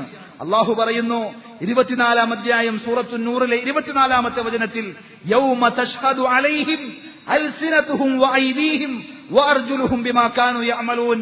ഓരോരുത്തരും പ്രവർത്തിച്ചതിന്റെ ആ പ്രവർത്തനങ്ങൾക്ക് സാക്ഷിയായി അവരുടെ കൈയും കാലും നാവുകളും സാക്ഷ്യം പറയുമെന്ന് പരിശുദ്ധ ഖുർആൻ പുനരുദ്ധാന ദിവസത്തെ സംബന്ധിച്ച്, മരണാനന്തരമുള്ള പരലോകത്തെ സംബന്ധിച്ച് പറഞ്ഞപ്പോൾ പരാമർശിച്ചിട്ടുണ്ട്. 36-ാം അധ്യായം സൂറത്ത് യാസീനിലെ 65-ാമത്തെ ആയത്തിൽ ആ ദിവസത്തെ പരിശുദ്ധ ഖുർആൻ പരിചയപ്പെടുത്തിയത് ഇങ്ങനെയാണ്: അൽ യൗമ നഖ്തിമു അലാ അഫ്വാഹിഹിം. ഇന്നേ ദിവസം നാം അവരുടെ വായകൾക്ക് സീല് വെക്കും, മുദ്ര ചാർത്തും. വതുകല്ലിമുനാ ഐദീഹിം. അന്ന് അവരുടെ കൈകൾ നമ്മളോട് സംസാരിക്കും. വതശ്ഹദു അർജുലുഹും ബിമാ കാനൂ യക്സിബൂൻ. അവർ പ്രവർത്തിച്ചു കൊണ്ടിരുന്നതിന് അവരുടെ കാലുകൾ സാക്ഷിയാകും. അപ്പോ അത് കേവലം ഹജറുൽ അസ്വദിന്റെ മാത്രം പ്രത്യേകതയല്ല, ഈ വേദിയും ഞാനും നിങ്ങളും എല്ലാം പരലോകത്ത് സാക്ഷിയാകും. മഹാനായ യേശു പഠിപ്പിച്ച സന്ദേശം പച്ചയായി വിശുദ്ധ ഖുർആനിന്റെയും യേശുവിന്റെ വചനങ്ങളുടെയും സാക്ഷ്യത്തിൽ ഞാൻ പറഞ്ഞതും, അതേപോലെ ഇനി സഹോദരൻ മുഹമ്മദ് ഈസ പറയാനിരിക്കുന്ന വാക്കുകളും എല്ലാം പരലോകത്ത് പടച്ചവന്റെ കോടതിയിൽ സാക്ഷിയായി വരുമെന്നത് ഇസ്ലാം പഠിപ്പിക്കുന്ന സംഗതിയാണ്. അപ്പോ ലോകത്ത് കോടിക്കണക്കിന് മുസ്ലിങ്ങൾ ഇങ്ങനെയുള്ള വിശ്വാസക്കാരാണ്. അത് കേവലം ഹജറുൽ അസ്വദിന്റെ മാത്രം പ്രത്യേകതയല്ല. അതേപോലെ നമ്മൾ മനസ്സിലാക്കേണ്ട ഒരു പ്രത്യേകമായ ഒരു ചിന്താശകലം സഹോദരങ്ങൾ നമ്മൾ ആലോചിക്കണം. ലോകത്ത് വിവിധങ്ങളായ ഭാഷ സംസാരിക്കുന്ന, വിവിധങ്ങളായ പ്രദേശങ്ങളിൽ താമസിക്കുന്ന കോടിക്കണക്കിന് മുസ്ലിങ്ങളുണ്ട്.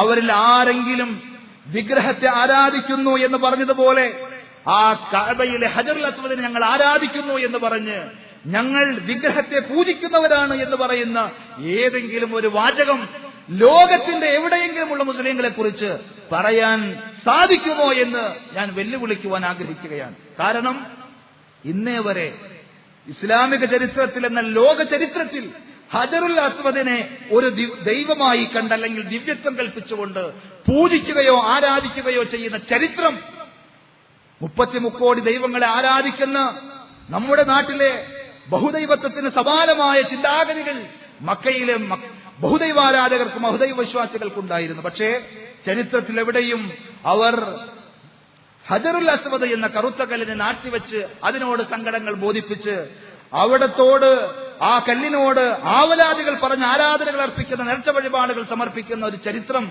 എന്റെ ചുരുങ്ങിയ അന്വേഷണത്തിലും വായനയിലും എനിക്ക് കണ്ടെത്താൻ സാധിച്ചിട്ടില്ല. അതുകൊണ്ടാണ് ഞാൻ പറഞ്ഞത്, അങ്ങനെ എന്തെങ്കിലും കണ്ടിട്ടുണ്ടെങ്കിൽ ഉദ്ധരിക്കുവാൻ സാധിക്കുമെങ്കിൽ മിസ്റ്റർ ജെറിയും കൂട്ടരും അതായിരുന്നു ഉദ്ധരിക്കേണ്ടത്. ഒരു ആരോപണം പറയുമ്പോൾ എന്തെങ്കിലുമൊക്കെ പറഞ്ഞു പോകാതെ തെളിവുകൾ സമർപ്പിക്കുവാനും വിമർശനങ്ങൾ സത്യസന്ധമായിരിക്കുവാനും ശ്രദ്ധിക്കുക എന്നത് സത്യമന്വേഷിക്കുന്ന, നന്മയെ സ്നേഹിക്കുന്ന യഥാർത്ഥ യേശുവിന്റെയും ബൈബിളിന്റെയും വക്താക്കളായ ആളുകൾ ഉണ്ടാകേണ്ട സാമാന്യമായ നീതിബോധമാണ് എന്ന് സാന്ദർഭികമായി ഉണർത്തുകയാണ്. മറ്റൊരാരോപണം ജെറിയും കൂട്ടരും പറയുന്നത്, ഇസ്ലാമിനെ വിമർശിക്കുവാൻ, ഇസ്ലാമിനെ കുറ്റം പറയുവാൻ വേണ്ടി നടക്കുന്ന ആളുകൾ പറയുന്ന ഒരു സംഗതി, ഇസ്ലാം പരിചയപ്പെടുത്തുന്ന അള്ളാഹുവിനെ കുറിച്ചാണ്. അള്ളാഹു അഹദാണ് എന്ന് പറഞ്ഞത് അള്ളാഹു മക്കാ മുശ്രിക്കുകളുടെ ബഹുദൈവാരാധകരുടെ നിരവധി ദൈവങ്ങളിൽപ്പെട്ട ഒരേ ഒരു ദൈവമാണ്. അതല്ലാതെ ഏക സത്യദൈവമായ ദൈവത്തെ സംബന്ധിച്ചല്ല അള്ളാഹു എന്ന് പറയുന്നത് എന്ന് പറഞ്ഞുകൊണ്ട് ജെറി പറയുന്ന ആ ഭാഗം നിങ്ങളൊന്ന് കാണുക. 85 തവണ ഈ പദം ഖുറാനിൽ ഉപയോഗിച്ചിട്ടുണ്ട്. ഈ 85 തവണ ഉപയോഗിച്ചപ്പോഴും അവരിൽ ഒരുവൻ, എനിവൺ, വൺ ഓഫ് ദം എന്നുള്ള അർത്ഥത്തിലാണ് ഈ അഹദ് എന്നുള്ള പദം വരുന്നത്. പക്ഷെ സൂര 112 അധ്യായത്തിൽ വരുമ്പോൾ മാത്രം അള്ളാഹു അഹദാണെന്ന് പറയുമ്പോൾ മാത്രം അത് പെട്ടെന്ന് അവനിൽ ഒരുവൻ എന്നുള്ളത് മാറിയിട്ട് അവന്റെ ഏകത്വത്തിന്റെ ആ മഹത്വത്തെ കാണീകരിച്ച് ഉപയോഗിക്കുന്ന വാക്കാണെന്ന് പറയും. ബാക്കി എല്ലാ പ്രാവശ്യവും പറയുന്നത് എന്താണ്? അവരിൽ ഒരുവൻ. ചരിത്രപരമായിട്ട് പാസ്റ്റർ കെ ഒ തോമസ് ഇവിടെ പറഞ്ഞു, അനേക ദേവന്മാരിൽ ഒരുവനായിരുന്നു അള്ളാഹു. ആ ഒരു അർത്ഥത്തിലാണ്, ഞാൻ തെളിയിക്കുന്നുണ്ട്, ഖുറാനിൽ നിന്ന് തെളിയിക്കുന്നുണ്ട്, ആ ഒരു അർത്ഥത്തിലാണ് ഇവിടെ പറയുന്നത്. മെക്കയിലെ മുശ്രിക്കുകളോട്, മെക്കയിലെ വിഗ്രഹാരാധികളോട്, മെക്ക സൂറയാണ് 112, മെക്കയിലെ മുശ്രിക്കുകളോട്, മെക്കയിലെ വിഗ്രഹാരാധികളോട് പറയുമ്പോൾ പറയുന്നതാണ് അള്ളാഹു അഹദാണ് എന്ന് പറഞ്ഞാൽ അവരിൽ ഒരുവൻ ാകുന്നു എന്ന അർത്ഥം മാത്രമേ ഖുറാനിൽ നിന്ന് നമുക്ക് എടുക്കാൻ കഴിയത്തുള്ളൂ. ഇത് ഞാൻ പറയുന്നത് മാത്രമല്ല, അടുത്ത സ്ലൈഡ് ഇടാം. മൗദൂദി, ഇമാം മൗദൂദി ഏഷ്യയിലെ ഏറ്റവും വലിയ മുസ്ലിം സംഘടനയുടെ സ്ഥാപകനാണ്. അദ്ദേഹത്തിന്റെ തഫ്സീർ എന്ന് പറയുന്ന വ്യാഖ്യാന ഗ്രന്ഥം, കമന്ററി, ആ കമന്ററി നിങ്ങൾക്ക് ലഭ്യമാണ്. നിങ്ങൾ തന്നെ പോയി നോക്കിക്കഴിഞ്ഞു കഴിഞ്ഞാൽ മനസ്സിലാവും. അദ്ദേഹം ഈ പദത്തെ പറ്റി പറയുന്നത്, അഹദ് എന്നുള്ള പദം അന്നേ വരെ ഈ ഒരു അർത്ഥത്തിൽ, ഈ ഒരു പ്രത്യേക ഇതിൽ ഉപയോഗിച്ചിട്ടില്ല. First day of the week no one has come to me, ആരും എന്റെ അടുക്കൽ വന്നിരുന്നില്ല. Is there anyone with you, if someone comes to you 1, 2 or 11 എന്ന് പറഞ്ഞാൽ അനേകരിൽ ഒരുവൻ എന്നുള്ള അർത്ഥത്തിലാണ് ഉപയോഗിച്ചിട്ടുള്ളത്. പക്ഷെ ഇത് അവതരിപ്പിച്ച കഴിഞ്ഞ ശേഷം, ഈ ഖുറാൻ വന്നു കഴിഞ്ഞതിന് ശേഷം പിന്നീട് മുസ്ലിങ്ങൾ ആ ഒരു അർത്ഥത്തിൽ ഉപയോഗിക്കുന്നില്ല. ഖുറാനിലില്ല, ഖുറാന്റെ സാംസ്കാരിക പശ്ചാത്തലത്തിലും അങ്ങനല്ല. പക്ഷെ മുസ്ലിങ്ങൾക്ക് ഈ സത്യം തുറന്നു പറയാനുള്ള മടി കൊണ്ടാണ് എന്നാണ് ഞങ്ങൾ ചിന്തിക്കുന്നത്. നിങ്ങൾ ശ്രദ്ധിച്ചിട്ടുണ്ടാകും, അദ്ദേഹം പറഞ്ഞ വാചകങ്ങളിൽ വണ്ണും വൺ ഓഫ് ദമ്മും തമ്മിലുള്ള വ്യത്യാസം പോലും ഈ സാധുവിന് മനസ്സിലായിട്ടില്ല എന്ന് വേണം നമ്മൾ മനസ്സിലാക്കാൻ. ഒരാൾ എന്ന് പറയുന്നതും അവരിൽ ഒരാൾ എന്ന് പറയുന്നതും രണ്ടും ഒരുപോലെയാകുമോ? അറിവുള്ള, വിവേചന ശക്തിയുള്ള ആരും രണ്ടും ഒന്നാണ് എന്ന് പറയുകയില്ല. ഏകൻ എന്നതിന് അറബി അറിയുന്ന വ്യക്തിയാണെങ്കിൽ മിസ്റ്റർ ജെറി പറയണം, എന്താണ് അറബിയിൽ അങ്ങനെ പറയേണ്ടത്? ഏക സത്യദൈവമായ, തുല്യതയില്ലാത്ത, അത്യുന്നതനായ ദൈവത്തെ, ഏകത്വത്തെ സംബന്ധിച്ച് പറയാൻ ഏത് പദമാണ് പ്രയോഗിക്കേണ്ടത്? എങ്ങനെയാണ് പറയേണ്ടത് എന്ന് അദ്ദേഹം മനസ്സിലാക്കി തരണം, അല്ലെങ്കിൽ പറഞ്ഞു കൊടുക്കണം. എങ്ങനെയാണ് പറയേണ്ടത്? പക്ഷെ ഖുർആൻ പറഞ്ഞത് അങ്ങനെയല്ല എന്ന് പറയുമ്പോൾ, വണ്ണ് എന്ന് പറഞ്ഞാൽ നമുക്കറിയാം ഏകം, ഒന്ന്. വൺ ഓഫ് ദം എന്ന് പറഞ്ഞാലോ അവരിൽ ഒരാൾ. ഇങ്ങനെ അദ്ദേഹം പറഞ്ഞ ഖുർആനിന്റെ ഏതെല്ലാം വചനങ്ങളുണ്ടോ അവിടെയെല്ലാം പരിശോധിച്ചാൽ നമുക്ക് കാണുവാൻ സാധിക്കും അഹദുഹും, അല്ലെങ്കിൽ അഹദും മിൻകും, മിൻ ബൈനി അഹദിൻ മിൻഹും. ഇങ്ങനെയെല്ലാം ഖുർആൻ പറഞ്ഞപ്പോൾ ഇവിടെയെല്ലാം അഹദ് എന്നതിന്റെ കൂടെ മിൻകും എന്നോ ഹും എന്നോ മിൻ അഹദിൻ എന്നോ എങ്ങനെയുള്ള അവ്യയങ്ങളെ ചേർത്ത് പറഞ്ഞതായി, ഒരു ഭാഗം കൂടി ചേർത്ത് പറഞ്ഞതായി നമുക്ക് കാണുവാൻ സാധിക്കും. അറബിയോ അറിയില്ല, ഇംഗ്ലീഷ് പോലും ഞങ്ങൾ പഠിപ്പിക്കേണ്ടി വരുന്ന അവസ്ഥയിലാണ് ഇസ്ലാം വിമർശകന്റെ പരിണതി എന്ന് നമ്മൾ മനസ്സിലാക്കേണ്ടതുണ്ട്. ആരാണ് അല്ലാഹു? തീർച്ചയായും പരിശുദ്ധ ഖുർആൻ പരിചയപ്പെടുത്തുന്നു, യാ അയ്യുഹന്നാസ് ഉഅ്ബുദൂ റബ്ബക്കുമുല്ലദീ ഖലഖക്കും വല്ലദീന മിൻ ഖബ്ലിക്കും ലഅല്ലക്കും തത്തഖൂൻ. അല്ലയോ മനുഷ്യരെ, എല്ലാവരെയും ചിന്തിക്കുവാനും കേൾക്കുവാനും കാണുവാനും ശേഷിയുള്ള എല്ലാ മനുഷ്യരെയും വിളിച്ചുകൊണ്ട് പടച്ച റബ്ബ്, അവിടെ രക്ഷിതാവ് പറയുന്നു, ഉഅ്ബുദൂ റബ്ബക്കും, നിങ്ങൾ നിങ്ങളുടെ രക്ഷിതാവിനെ ആരാധിക്കണം. നിങ്ങളെ പടച്ച, നിങ്ങളെ പരിപാലിക്കുന്ന, നിങ്ങൾക്ക് വേണ്ട എല്ലാം ഇവിടെ സംവിധാനിച്ച, ശ്വസിക്കുവാനുള്ള വായുവും കുടിക്കുവാനുള്ള വെള്ളവും പിടിക്കുവാനുള്ള കൈയും നടക്കുവാനുള്ള കാലും എന്ന് വേണ്ട നിങ്ങൾക്കായി എന്തെല്ലാം അനുഗ്രഹങ്ങളുണ്ടോ ആ അനുഗ്രഹങ്ങളെല്ലാം ഒരുക്കിത്തന്ന അനുഗ്രഹദാതാവായ നിങ്ങളുടെ രക്ഷിതാവിനെ നിങ്ങൾ ആരാധിക്കണം. ഇതാണ് ഇസ്ലാം പഠിപ്പിച്ചത്. അല്ലദീ ഖലഖക്കും വല്ലദീന മിൻ ഖബ്ലിക്കും, നിങ്ങളെയും നിങ്ങൾക്ക് മുമ്പുള്ളവരെയും പടച്ച ആ ഏക സത്യദൈവമായ അല്ലാഹുവിനെ ആരാധിക്കണം. അല്ലദീ ജഅല ലക്കുമുൽ അർള ഫിറാശൻ വസ്സമാഅ ബിനാഅ, ഭൂമിയെ നിങ്ങൾക്ക് വാസയോഗ്യമായ രീതിയിൽ സംവിധാനിച്ച രക്ഷിതാവ് ആകാശത്തെ ഒരു മേൽക്കൂരയാക്കി നിങ്ങൾക്ക് ഉയർത്തി സംവിധാനിച്ച ആ പടച്ചവൻ, അവനെയാണ് നിങ്ങൾ ആരാധിക്കേണ്ടത്. അവനെ സംബന്ധിച്ച് ഖുർആൻ വ്യക്തമായി പ്രതിപാദിച്ച അധ്യായമാണ് 112-ാം അധ്യായം സൂറത്തുൽ ഇഖ്ലാസ്. ഖുൽ ഹുവല്ലാഹു അഹദ്, പറയുക അല്ലാഹു ഏകനാണ്, അതല്ലാതെ കൂട്ടത്തിൽ ഒരുവനാണ് എന്നല്ല. 365 വിഗ്രഹങ്ങളിൽ 364 ഒഴിവാക്കി ഒന്നിനെ സ്വീകരിക്കണം എന്നല്ല മുഹമ്മദ് നബി സല്ലല്ലാഹു അലൈഹി വസല്ലം പഠിപ്പിച്ചത്. മറിച്ച് അവിടെയുള്ള ഒന്നും ആരാധനക്കർഹതയുള്ള ദൈവമല്ല, ഇലാഹല്ല. കാരണം അവരെല്ലാം സൃഷ്ടിക്കപ്പെട്ടവയാണ്. മറിച്ച് സ്രഷ്ടാവായ അല്ലാഹു, സന്താനങ്ങളില്ലാത്ത ഖുൽ ഹുവല്ലാഹു അഹദ്, അല്ലാഹു സ്വമദ്, എല്ലാവരും ആശ്രയിക്കുന്ന, ആരെയും ആശ്രയിക്കേണ്ട ആവശ്യമില്ലാത്ത സ്വമദായ അല്ലാഹു. ലം യലിദ് വലം യൂലദ്, അവൻ സന്താനത്തെ ജനിപ്പിച്ചിട്ടില്ല, അവൻ ആരുടെയും പുത്രനായി സന്താനമായി ജനിച്ചിട്ടില്ല. അങ്ങനെ പുത്രനോ പിതാവോ അല്ലാത്ത, സന്താനമോ പിതാവോ അല്ലാത്ത ഒരു ശുദ്ധ ഏകദൈവത്തെ സംബന്ധിച്ച് ഖുർആൻ അനാവരണം ചെയ്യുന്നു. വലം യകുൻ ലഹു കുഫുവൻ അഹദ്, അവന് തുല്യനായി, അവന് സമനായി ലോകത്ത് ആരും തന്നെയില്ല എന്ന് ഖുർആൻ ആവർത്തിച്ചു പറയുന്നു. ലൈസ കമിത്ലിഹി ശൈഉൻ, അവനെ പോലെ ഒന്നും തന്നെയില്ല എന്ന് പറയുന്ന അതുല്യനും അത്യുന്നതനുമായ സർവശക്തൻ, സർവജ്ഞാനിയായ പരമകാരുണ്യകനായ അല്ലാഹു, അതാണ് ഖുർആൻ പരിചയപ്പെടുത്തിയ അല്ലാഹു. അതല്ലാതെ മക്കാ മുശ്രിക്കുകൾ കുറെ ദൈവങ്ങളെ ആരാധിക്കുന്നു, അതിൽ മുഹമ്മദിനെ പറ്റിയ ഒന്നിനെ മാത്രം തെരഞ്ഞെടുത്ത് ബാക്കി എല്ലാറ്റിനെയും കൈയൊടിക്കണമെന്ന് ഒരിക്കലും മുഹമ്മദ് നബി സല്ലല്ലാഹു അലൈഹി വസല്ലം പഠിപ്പിച്ചിട്ടില്ല. ഖുർആൻ അറിയുന്ന, ഖുർആനിന്റെ അർത്ഥകൽപ്പന ഒരിക്കലെങ്കിലും പരിശോധിച്ച ഒരു ഇസ്ലാമിന്റെ ശത്രുവിന് പോലും പറയാൻ സാധിക്കാത്ത പച്ചക്കള്ളമാണ്, വാസ്തവ വിരുദ്ധമായ സംഗതിയാണ് എന്ന് നമ്മൾ മനസ്സിലാക്കേണ്ടതുണ്ട്. അറബി ബൈബിളിലും ഇത്തരം സന്ദർഭങ്ങളിൽ അല്ലാഹു എന്ന് തന്നെയാണ് പ്രയോഗിച്ചിട്ടുള്ളത്. നമ്മൾ പരിശോധിക്കേണ്ടതുണ്ട്. ഒരിക്കലും മുഹമ്മദ് നബി സല്ലല്ലാഹു അലൈഹി വസല്ലം പരിചയപ്പെടുത്തിയ ഒരു കുലദൈവത്തിന്റെ പേരായിരുന്നുവെങ്കിൽ മുഹമ്മദ് നബി സല്ലല്ലാഹു അലൈഹി വസല്ലമക്ക് മുമ്പ് മഹാനായ യേശു ജനങ്ങളോട് അഭിസംബോധന ചെയ്തുകൊണ്ട് അവരെ പഠിപ്പിച്ച ആ വചനങ്ങളിൽ എങ്ങനെയാണ് അല്ലാഹു എന്ന പദം വരിക? ഉദാഹരണത്തിന് യോഹന്നാന്റെ സുവിശേഷത്തിലും ഉൽപ്പത്തി അധ്യായത്തിലും എല്ലാം നമുക്ക് കാണുവാൻ സാധിക്കും. അവിടെ ആ ഭാഗം ബൈബിളിന്റെ അറബി പാരായണം നിങ്ങളൊന്ന് ശ്രദ്ധിക്കുക. Chapter 1 verses 1 to 13 Arabic recitation. أعوذ بالمسيح من الشيطان الرجيم. بسم الآب الكلمة الروح الواحد الروح الواحد الإله الأوحد. في البدء كان الكلمة والكلمة كان عند الله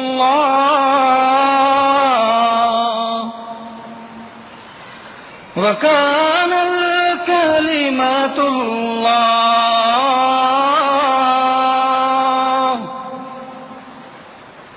هذا كان في البدء عند الله. Mister Jerry തോമസിന്റെ ഇസ്ലാം വിമർശന പ്രോഗ്രാമിന്റെ ആമുഖമായി നടത്തിയ പാരായണത്തിലാണ് ആ ഭാഗം നമ്മൾ കേൾക്കുന്നത് എന്നതുകൂടി നമ്മൾ മനസ്സിലാക്കണം. 1 മിനിറ്റും 10 സെക്കൻഡും നീണ്ടു നിൽക്കുന്ന ആ ക്ലിപ്പിൽ 6 തവണ വിശുദ്ധനായ ഏകദൈവത്വത്തെക്കുറിച്ച് അല്ലാഹു എന്ന് പറഞ്ഞത് അറബി ഉച്ചാരണത്തിൽ തന്നെ നിങ്ങൾ കേട്ട് മനസ്സിലാക്കിയതാണ്. ബൈബിൾ പരിചയപ്പെടുത്തിയ പ്രവാചക ചരിത്രങ്ങളിൽ നമുക്ക് കാണുവാൻ സാധിക്കും. ആ പ്രവാചകന്മാർ പ്രാർത്ഥിക്കുന്ന ഒരു ദൈവത്തെ, ആ ഏകസത്യ ദൈവമായ ദൈവത്തെ സംബന്ധിച്ച് സർവജ്ഞാനിയായ, സർവശക്തനായ, പരമകാരുണ്യകനായ ആ ദൈവത്തെ സംബന്ധിച്ച് ഖുർആൻ പരിചയപ്പെടുത്തിയ അറബി ഭാഷയുള്ള അവന്റെ പേരാണ് അല്ലാഹു എന്നത്. ഇയ്യോബ് അഥവാ അയ്യൂബ് നബി അലൈഹി സ്വലാത്തു വസ്സലാം രോഗിയായി കിടന്നപ്പോൾ രോഗം സുഖപ്പെടുവാൻ വേണ്ടി പ്രാർത്ഥിച്ചത് ആ ഏകരക്ഷിതാവായ ഏകനായ അള്ളാഹുവിനോടായിരുന്നു. അതേപോലെ മഹാനായ യേശു ക്രിസ്തു ജീവിതത്തിന്റെ പല ഘട്ടത്തിലും പ്രാർത്ഥിച്ചിട്ടുണ്ട്. മറ്റു പല പ്രവാചകന്മാരുടെയും പ്രാർത്ഥന ബൈബിളിൽ കാണുവാൻ സാധിക്കും. അവരെല്ലാം പ്രാർത്ഥിച്ചത് ആരോടാണോ? ആ ഏക സത്യദൈവമായ അല്ലാഹു അവനെ ആരാധിക്കണമെന്നല്ലാതെ അത് ലോകത്തിന്റെ 1-ാം തീയതി മുതൽ ലോകത്തേക്ക് കടന്നു വന്ന സർവ്വ പ്രവാചകന്മാരും പഠിപ്പിച്ച സംഗതിയാണ്. പരിശുദ്ധ ഖുർആൻ 21-ാം അധ്യായം സൂറത്തുൽ അംബിയായിലെ 25-ാമത്തെ വചനത്തിൽ വളരെ വ്യക്തമായി പറഞ്ഞിട്ടുണ്ട് ആ കാര്യം. വമാ അർസൽനാ മിൻ ഖബ്ലിക മിർ റസൂലിൻ ഇല്ലാ നൂഹി ഇലൈഹി അന്നഹു ലാ ഇലാഹ ഇല്ലാ അന ഫഅബ്ദൂൻ. പ്രവാചകരെ, താങ്കൾക്ക് മുമ്പ് നാം ഒരൊറ്റ ദൂതനെയും അയച്ചിട്ടില്ല. ഏകനായ സത്യദൈവമായ അല്ലാഹുവിനെ മാത്രമേ ആരാധിക്കുവാൻ പാടുള്ളൂ. അവനല്ലാത്ത മറ്റൊന്നിനെയും നിങ്ങൾ ആരാധിക്കരുത് എന്ന സന്ദേശം ബോധനം നൽകാതെ ഒരൊറ്റ ദൈവദൂതനും ഈ ലോകത്തേക്ക് കടന്നു വന്നിട്ടില്ല എന്ന് ഖുർആൻ സാക്ഷ്യപ്പെടുത്തുന്നു. ആ ഒരു സാക്ഷ്യവചനമാണ് ദൈവ വചനമായി അവതരിച്ച ദൈവികമായ വേദഗ്രന്ഥങ്ങളെല്ലാം എല്ലാ കാലഘട്ടത്തിലും എല്ലാ ദേശങ്ങളിലും ഒരേപോലെ പറഞ്ഞ അടിസ്ഥാനപരമായ ആശയത്തിലേക്കാണ് പരിശുദ്ധ ഖുർആൻ ക്ഷണിച്ചത്. പരിശുദ്ധ ഖുർആൻ ഈ ലോകത്തോട് ആദ്യമായി കേൾപ്പിച്ച അന്ത്യപ്രവാചകൻ മുഹമ്മദ് നബി സല്ലല്ലാഹു അലൈഹി വസല്ലമയും അദ്ദേഹത്തിന്റെ ഒരു ഗോത്ര ദൈവത്തെ സംബന്ധിച്ച് പരിചയപ്പെടുത്തിയതല്ല. യേശു അദ്ദേഹം പ്രാർത്ഥിക്കുന്നത് ഒരിക്കലും മുഹമ്മദ് നബി സല്ലല്ലാഹു അലൈഹി വസല്ലമയുടെ ഗോത്ര ദൈവത്തെയല്ല, മറിച്ച് ലോകരക്ഷിതാവായ അള്ളാഹു എന്ന് പറയുമ്പോൾ അത് അറബിയിലായപ്പോൾ അള്ളാഹു എന്ന് പറഞ്ഞു എന്നേ ഉള്ളൂ. ചുരുക്കത്തിൽ സഹോദരങ്ങളെ, മുസ്ലിങ്ങൾ യേശുവിനെ നിരാകരിക്കുകയല്ല, അംഗീകരിക്കുകയാണ് ചെയ്യുന്നത്. യേശു പഠിപ്പിച്ച യഥാർത്ഥ വിശ്വാസങ്ങളും നിർദ്ദേശങ്ങളും സ്വീകരിക്കുകയും പിൻപറ്റുകയും ചെയ്യുന്നവരാണ് പ്രവാചകൻ മുഹമ്മദ് നബി സല്ലല്ലാഹു അലൈഹി വസല്ലമയും അദ്ദേഹത്തിന്റെ അനുയായികളും എന്ന് മനസ്സിലാക്കണം. നേരത്തെ ഞാൻ ഉദ്ധരിച്ചു റസൂലുള്ളാഹി സ്വല്ലല്ലാഹു അലൈഹി വസല്ലമയുടെ ഒരു വചനം. പ്രവാചകൻ പറയുന്നു, അന ഔലന്നാസി ബിഈസ ഇബ്നു മറിയം. മറിയമിന്റെ മകൻ ഈസയോട് ജനങ്ങളിൽ വെച്ച് ഏറ്റവും കടപ്പാടുള്ള ഏറ്റവും അടുപ്പമുള്ള വ്യക്തി ഞാനാണ്. ഫിദ്ദുനിയാ വൽ ആഖിറ. ഈ ഭൗതിക ലോകത്തും നാളെ മരണാനന്തരമുള്ള പാരത്രിക ലോകത്തും ഞാൻ ആദർശ ബന്ധത്തിൽ ഈസാ പ്രവാചകനോട് യേശുവിനോട് ഏറ്റവും അടുത്തവനാണ്. ആ യേശുവിന്റെ അതേ പാതയിൽ തന്നെയാണ് മുസ്ലിങ്ങൾ എന്നതിന് മുഹമ്മദ് നബി സല്ലല്ലാഹു അലൈഹി വസല്ലം പഠിപ്പിച്ച ആ മാതൃക പിൻപറ്റിക്കൊണ്ട് യേശുവിനെയും അനുധാവനം ചെയ്തിട്ടാണ് മുസ്ലിങ്ങൾ ഇന്ന് ജീവിക്കുന്നത് എന്നതിന് നിരവധി ഉദാഹരണങ്ങൾ സഹോദരങ്ങളെ ബൈബിളിന്റെ വെളിച്ചത്തിൽ തന്നെ നമുക്ക് കാണുവാൻ സാധിക്കും. അതിൽ ഏറ്റവും പ്രധാനപ്പെട്ട ഒന്നാണ് ഇതുവരെയും വിശദമായി നമ്മൾ കൈകാര്യം ചെയ്ത ഏകദൈവാരാധന എന്നത്. അള്ളാഹുവിനെ മാത്രമേ ആരാധിക്കുവാൻ പാടുള്ളൂ. നമ്മളെ പടച്ചു പരിപാലിക്കുന്ന, രഹസ്യ പരസ്യങ്ങൾ അറിയുന്ന, സർവശക്തനായ സർവജ്ഞാനിയായ ആ സത്യദൈവത്തെ മാത്രമേ ആരാധിക്കുവാൻ പാടുള്ളൂ. അവനെയാണ് യേശു പഠിപ്പിച്ചത്. അവനോടാണ് യേശു സങ്കടങ്ങളും ആവലാദികളും ബോധിപ്പിച്ചത്. അതുകൊണ്ട് ആ ഏകദൈവാരാധന ഉറക്കെ ഉറക്കെ പറയുന്ന വേദഗ്രന്ഥമാണ് അവസാനത്തെ വേദഗ്രന്ഥമായ പരിശുദ്ധ ഖുർആൻ. അത് ഉച്ചയിത്തരം സമൂഹത്തെ പഠിപ്പിച്ച അന്ത്യപ്രവാചകനാണ് മുഹമ്മദ് നബി സല്ലല്ലാഹു അലൈഹി വസല്ലം. ആ ഖുർആനിനെയും പ്രവാചകനെയും മാതൃകയായി ജീവിക്കുന്ന മുസ്ലിങ്ങൾ അവരുടെ ജീവിതത്തിൽ വരുന്ന എന്തെല്ലാം ആവശ്യങ്ങളും ആഗ്രഹങ്ങളും ഉണ്ടോ, പരലോകത്ത് അവർക്ക് വേണ്ട എന്തെല്ലാം നന്മകളുണ്ടോ, എല്ലാ തരത്തിലുള്ള പ്രാർത്ഥനകളും ആരാധനകളും ആ ഏകദൈവത്തിന് മാത്രം സമർപ്പിച്ചുകൊണ്ട് ശുദ്ധ ഏകദൈവത്വം പഠിപ്പിക്കുന്നു എന്നത് മഹാനായ യേശുവിന്റെ ഒന്നാമത്തെ അനുയായികൾ മുസ്ലിങ്ങളാണ് എന്നതിനുള്ള ഏറ്റവും പ്രകടമായ തെളിവാണ്. അതേപോലെ തന്നെ യേശു താടി നീട്ടി വളർത്തിയ ആളായിരുന്നു. യേശുവിന്റെ ആ ചര്യ ഇന്ന് മുസ്ലിങ്ങളാണോ സ്വീകരിക്കുന്നത്? നിങ്ങൾക്ക് പരിശോധിക്കാം. യേശു പരിച്ഛേദന ഏറ്റിട്ടുണ്ട്. ക്രൈസ്തവ സമൂഹത്തിൽ എത്ര ആളുകൾ പരിച്ഛേദന ഏൽക്കുന്നുണ്ട് എന്നത് പരിശോധിക്കപ്പെടേണ്ടതുണ്ട്. അതേപോലെ യേശു പലപ്പോഴും ശിഷ്യന്മാരെ കണ്ടുമുട്ടുമ്പോൾ അഭിവാദനം പറയുന്ന ശൈലി നമുക്ക് കാണുവാൻ സാധിക്കും. ശലോം അലൈക്കും, അസ്സലാമു അലൈക്കും എന്ന് മുസ്ലിങ്ങൾ പറയുന്നു. ദൈവത്തിന്റെ രക്ഷയും സമാധാനവും നിങ്ങൾക്കുണ്ടാകട്ടെ എന്ന ആ അഭിവാദന രീതി പോലും പ്രവാചകൻ സല്ലല്ലാഹു അലൈഹി വസല്ലം പഠിപ്പിച്ചതിന്റെ പേരിൽ യേശുവിന്റെ മാതൃക പിൻപറ്റിക്കൊണ്ട് തന്നെ മുസ്ലിങ്ങളും ചെയ്യുകയാണ്. അതേപോലെ ഭൂമിയിൽ ഒന്നിന്റെയും ആകാശത്തിലൂടെ അന്തരീക്ഷത്തിലൂടെ പറക്കുന്ന ഒരു പറവയുടെയും വെള്ളത്തിലൂടെ ഊളിയിട്ട് സഞ്ചരിക്കുന്ന മത്സ്യത്തിന്റെയും യാതൊന്നിന്റെയും വിഗ്രഹങ്ങൾ ഉണ്ടാക്കരുത് എന്ന് പറഞ്ഞ യേശുവിന്റെ കൽപ്പനകളെ അതിർലംഘിച്ചുകൊണ്ടല്ലാതെ യേശുവിന്റേതെന്ന് പറയപ്പെടുന്ന രൂപങ്ങൾ വരെയും കൊത്തിയുണ്ടാക്കുകയും നാട്ടിലെത്തുകയും ചെയ്യുന്ന ആളുകൾക്ക് എങ്ങനെയാണ് ഞങ്ങളാണ് യേശുവിന്റെ യഥാർത്ഥ അനുയായികൾ എന്ന് പറയുവാൻ സാധിക്കുക? മുസ്ലിങ്ങൾ യഥാർത്ഥത്തിൽ യേശുവിനെ ആദരിക്കുന്നു, അംഗീകരിക്കുന്നു, സ്നേഹിക്കുന്നു. അദ്ദേഹത്തിന്റെ പേര് കേൾക്കുമ്പോൾ അദ്ദേഹത്തിന് വേണ്ടി ലക്ഷക്കായി ലോകരക്ഷിതാവായ സത്യദൈവത്തോട് പ്രാർത്ഥിക്കുന്നു. അങ്ങനെയുള്ള ആളുകൾ ഒരിക്കലും സഹോദരങ്ങളെ ക്രിസ്ത്യാനികളായ നിങ്ങളുടെ ശത്രുക്കളല്ല. യേശുവിന്റെ ധ്വംസകരല്ല, യേശുവിനെ ആദരിക്കുന്ന, യേശുവിനെ ബഹുമാനിക്കുന്ന, യേശുവിനെ സ്നേഹിക്കുന്ന, നിങ്ങൾക്ക് കൂടി നന്മ ആഗ്രഹിക്കുന്ന നിങ്ങളുടെ സുഹൃത്തുക്കളാണ് ഞങ്ങൾ. ഒരിക്കലും നിങ്ങൾ തെറ്റിദ്ധരിക്കേണ്ടതില്ല. നിങ്ങൾ പരിശോധിക്കാം, നിങ്ങൾക്ക് വിലയിരുത്താം. നിങ്ങളുടെ മനനത്തിനും പഠനത്തിനുമായി ഈ വിഷയം നിങ്ങളുടെ മുമ്പിൽ സമർപ്പിക്കുകയാണ്. യഥാർത്ഥ യേശുവിന്റെ അധ്യാപനങ്ങൾ തിരിച്ചറിഞ്ഞ് പിൻപറ്റുകയാണ് നമ്മൾ ചെയ്യേണ്ടത്. യേശുവിന്റെ പേരിൽ പ്രചരിപ്പിക്കപ്പെടുന്ന പലതും അവിടുന്ന് പഠിപ്പിച്ചതിന്റെ തനി ലംഘനമാണ്, വാസ്തവ വിരുദ്ധമാണ് എന്ന് നമ്മൾ തിരിച്ചറിയേണ്ടതുണ്ട്. ഇൻഷാ അല്ലാഹ് മഗ്രിബ് നമസ്കാരത്തിന് ശേഷം നടക്കുന്ന രണ്ടാമത്തെ സെഷനിൽ ഒന്നുകൂടി നിങ്ങൾക്ക് വ്യക്തമാകുന്ന രീതിയിൽ ബൈബിളിന്റെ ഭൂമികയിൽ നിന്ന്, ബൈബിൾ പരിചയപ്പെടുത്തുന്ന തിയോളജിയുടെ ബേസിൽ നിന്നുകൊണ്ട് സഹോദരൻ മുഹമ്മദ് ഈസ പറയുന്ന കാര്യങ്ങൾ കൂടി നിങ്ങൾ ശ്രദ്ധിച്ചുകൊണ്ട് കാര്യങ്ങൾ ഗ്രഹിച്ച് മനസ്സിലാക്കണമെന്ന് ഉണർത്തുകയാണ്. ഇത്രയും നേരം എന്നെ ശ്രദ്ധിച്ച നല്ലവരായ സഹോദരങ്ങൾക്ക് എല്ലാവർക്കും ഒരിക്കൽ കൂടി നന്ദി പറഞ്ഞുകൊണ്ട് ഞാൻ എന്റെ വാക്കുകൾ ചുരുക്കുന്നു. വആഖിറു ദഅ്വാനാ അൽഹംദുലില്ലാഹി റബ്ബിൽ ആലമീൻ. അസ്സലാമു അലൈക്കും വറഹ്മത്തുള്ളാഹി.